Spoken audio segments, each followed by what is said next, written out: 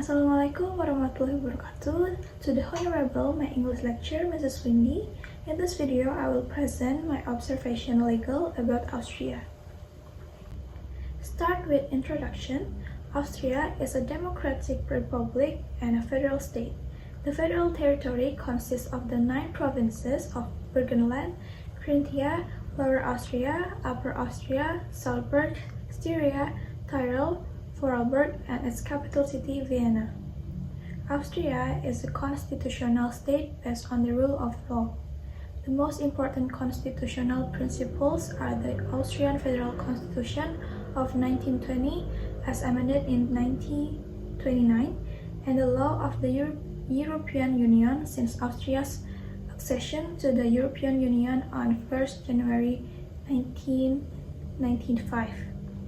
Austria's legal system is notable for its comprehensive codification of laws, which ensure clarity, predictability, and equality before the law.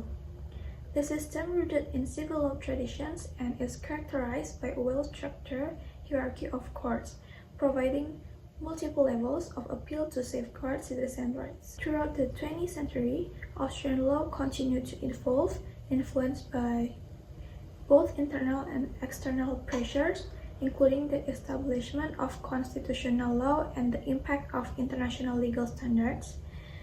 Austria's laws consist of public law, private law, and criminal law.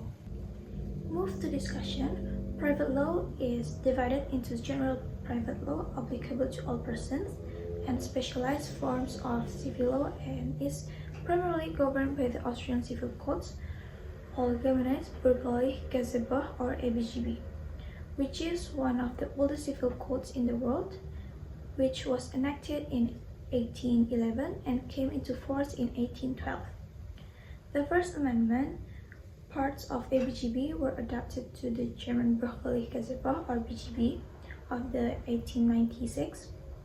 After further amendments, the law covers a wide range of legal issues, including contracts, torts, family law, inheritance, and property rights. The basis of Austrian private law consists of several fundamentals, which all originate from Roman law.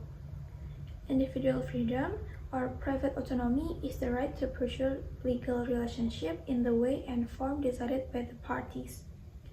More specifically, this idea embodied the notion of contractual and testamentary freedom, which encompasses the ability to choose the form of a contract, choose its substance, and terminate a contract. The consensus principle, which states that permission is required for any change in the legal positions, is another essential concept.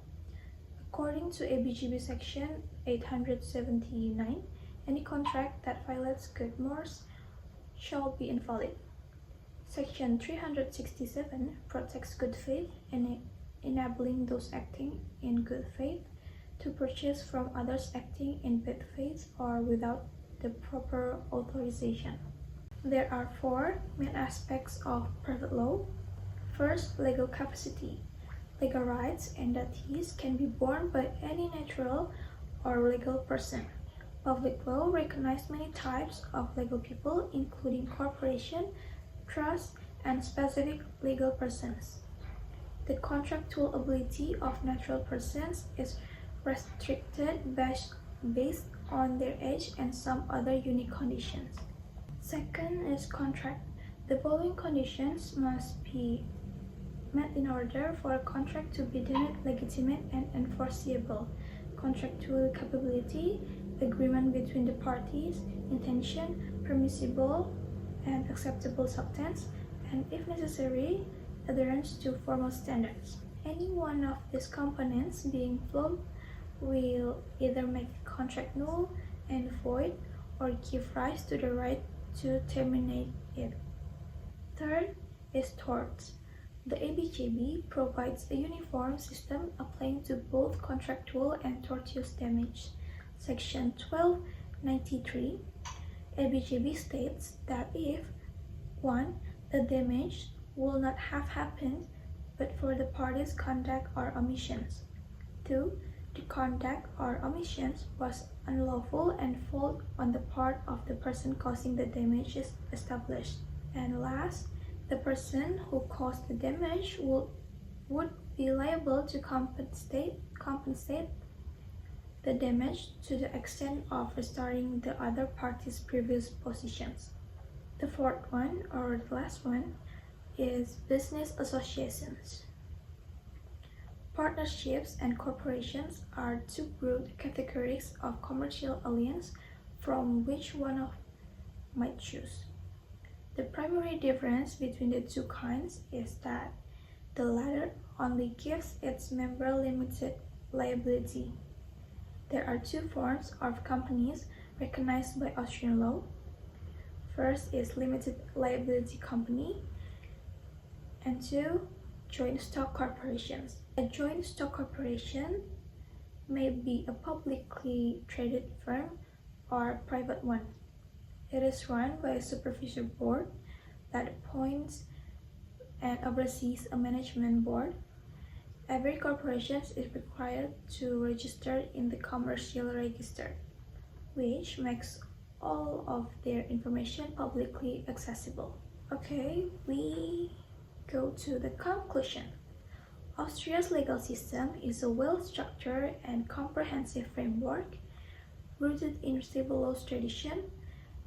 It is characterized by its clear codification of laws, ensuring predictability and equality before the law.